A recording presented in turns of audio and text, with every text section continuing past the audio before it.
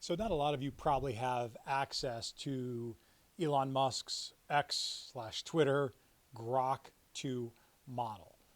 So I thought I would talk about it in part because Elon just yesterday, today is Tuesday, September 3rd, tweeted out that his data center that he's calling Colossus is now online.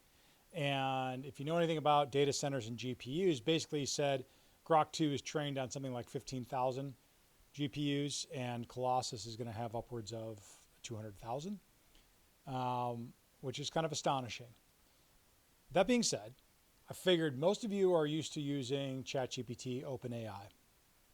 Now, I pay for the Plus subscription, which actually isn't much different between the free version right now, but I wanted to show you a quick comparison. Not going to bury the lead here. You're not missing out on anything yet by not using Grok 2, at least in my use case. So I just want to walk you through that. So you see on my screen my ChatGPT 4.0. Now this is my prompt. A couple things to notice. Look how long it is. One thing I always try to urge people is give it more context. Don't forget, these models learn, right? They've been trained and tuned and all that, but they also learn from your prompt. So the more information you give them in a prompt, the more context it has, the better the output. Now, a quick thing before I go into that. This is a long prompt. How did I write all that? I didn't. I spoke it. I opened up the ChatGPT app on my phone and I talked to it. I was on a walk, kind of unpacked my brain, and this is what I get in terms of a prompt. So I hit all the personality, tone, what I want in the output, all in this. Basically, I'm not going to read this to you. I'm on faculty at Maurer School of Law at the Indiana University. I teach the business of law, so I'm not teaching like doctrinal courses.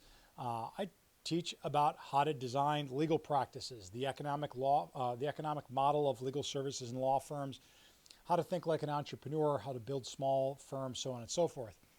And this semester, I'm teaching the pragmatic use of generative AI. Anyway, met with a law firm last week that wants to partner with me and my class and the school over the next 1 to 2 years. And so I was just unpacking my brain. I have this idea of research that I want to do. And I'm not a classically trained academic researcher, so I'm kind of brand new to how we would do this. So I was just sort of unpacking my brain and basically saying, this is the thesis. And I asked it for a summary statement and key components of the study and the value proposition to the law firm and then a pragmatic plan of attack. Okay, not going to read into this. I copied and pasted this exact prompt into Grok. And this is what you're going to see. So here's my prompt. This is where you find Grok, by the way, if you're a Twitter X Plus subscriber, I forget exactly, or premium. Same exact prompt, and this is how Grok replies. Now, just looking at it, it's much more condensed. So I was like, I don't know if the quality's there. So I went back to ChatGPT, and I said, compare your reply, the one that it gave me originally, to the following one. And I just cut and pasted Grok's answer below. And I said, which one is better? And both responses are strong, but the first response I provided is more detailed and tailored. Okay, so does it just have a bias? I did the exact same thing in Grok, asked it to compare and reply, or compare its reply to the one I got from ChatGPT. And it basically says my summary, its summary. In the end, your summary is likely better, meaning the one that ChatGPT created. I agree. It's more detailed. Yeah, it's a little more verbose, and quantity of words doesn't necessarily mean quality of output. But when you read it, there are some distinct advantages to OpenAI's. It's more detailed. It reads as though you would typically write it if you're trying to truly explain something. This is more like a summary, and Grok's is more sort of less granular. Then I realized that I was using Grok Mini. So now I'm going to switch over to Grok 2, which is the most intelligent model. I'm going to refresh it and I'm going to give it the exact same original prompt and let's see what happens.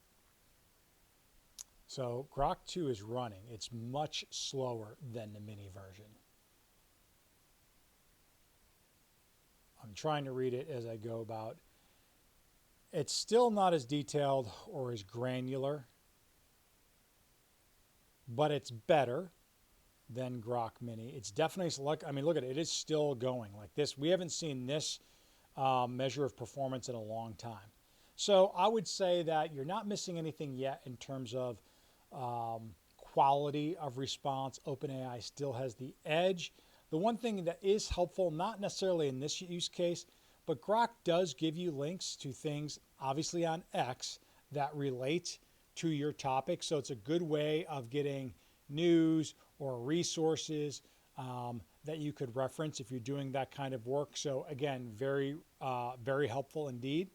Now, I would imagine, given that Grok2 is still being trained, it's actively being trained, and Elon's Colossus data center has thousands and thousands more GPUs. It'll be really interesting to track this. But anyway, wanted to show you this is Grok. Again, I'm not sure how many of you are active on X or Twitter. You're not missing anything vital yet, but I do suspect that to change. So hopefully this is helpful and gives you a glimpse into an AI foundational model you haven't seen before.